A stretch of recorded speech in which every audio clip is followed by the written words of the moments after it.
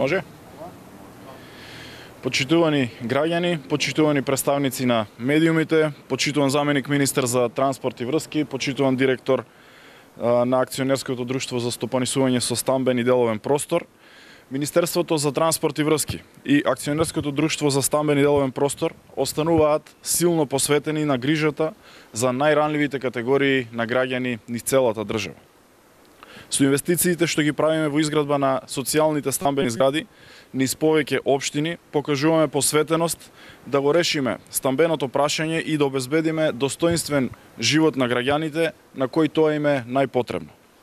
Денеска заедно со заменик министерот и со директорот на Акционерското друштво сме овде пред социјалната стамбена зграда во Гостивар, од каде сакаме да најавиме дека Министерството за транспорт и врски утре ќе го распише јавниот оглас за распределба на вкупно 70 станови во оваа социјална стамбена зграда.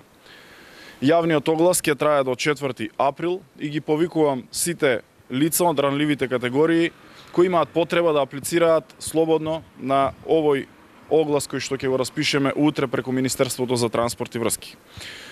Според критериумите ќе може да аплицираат деца над 18 години без родители или родителска грижа, односно кои до својата 18 година биле згрижени во институции за деца без родители. Под 2, корисници на право на гарантирана минимална помош. Под 3, лица погодени од елементарни природни непогоди. Под 4, лица со попреченост и семејства со лица со попреченост. Под број 5, лица припадници на ромската заедница, социјално загрозени согласно стратегијата на ромите во Република Северна Македонија. Под број 6, самохрани родители со малолетни деца. Сите документи граѓаните ќе ги поднесуваат во Центарот за социјални работи овде во Гостивар. Исто така, би сакал да потенцирам дека само жители на општина Гостивар кои ги исполнуваат критериумите ќе можат да аплицираат на овој јавен оглас за да добијат социјален стан. Би сакал во оваа прилика да ве уверам дека сите апликации ќе бидат земени во предвид, а становите ќе се распределуваат во транспарентна постапка според пропишаните критериуми.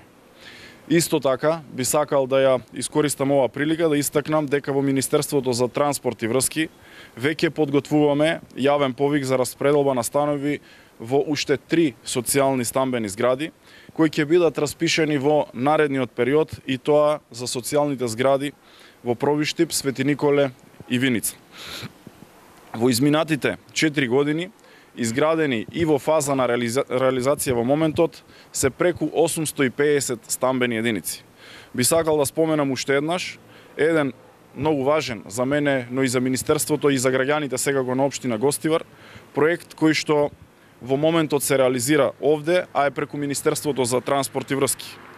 Преку буџетот на Министерството вложуваме преку 5 милиони евра за изградба, реконструкција на водоводни линии на повеќе улици низ градот, како и за изградба на 2 нови резервоари, со што бенефит ќе имаат сите граѓани на општина Гостивар.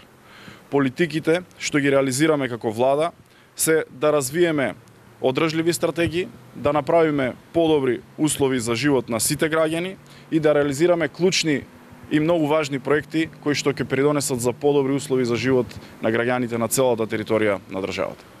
Ви благодарам. Директоре, само момент. Ајде да се замениме. Добар ден на сите. Како што кажа министерот се работи за социјален објект кој што има 70 стана. Цената на објектот чини 79 милиони денари. Завршена направена технички прием, како што кажа министерот, ќе се прераспределат сите оние станови кои што се во моментов на располагање во оваа социјална зграда. Она што би сакал да го истекнам дека во изминативе 2 дена имавме интензивни преговори со Банката за развој на Европа, со која што преговараме за нов проект. Очекува банката интензивно да се посветиме да ги довршиме другите објекти, така да очекувам дека од наредната година ќе објавиме нов проект кој што ќе ги прошири сите овие категории кои што ги прочита министерот и ќе има повеќе лица на кои што ќе може да им се доделуваат истите станови. Благодарам. Да, прашање за мене? Да, повелете.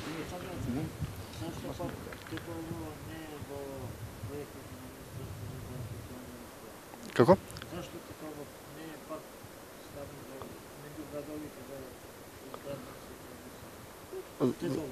Тетово како градот, значи вака, неколку пати на влада побаравме локација од страна на градоначалникот на општина Тетово. Значи локациите кои што се предвидени за социјални градби ги даваат најчесто градоначалниците. Согласно нивните урбанистички планови и донесувањето на урбанистичките планови се даваат локации од страна на општините до акционерското друштво преку Министерството за транспорт и ние потоа ги ставаме во годишната програма за изградба, која што предвидува изградба на сите тие објекти. Знаете, предпоставувам дека донесењето на урбанистичките планови е сложен процес. Веројатно и локацијата за изградба на социјални станови можеби била заглавена во известниот период таму во Тетово. Мислам во делот на донесењето на плановите.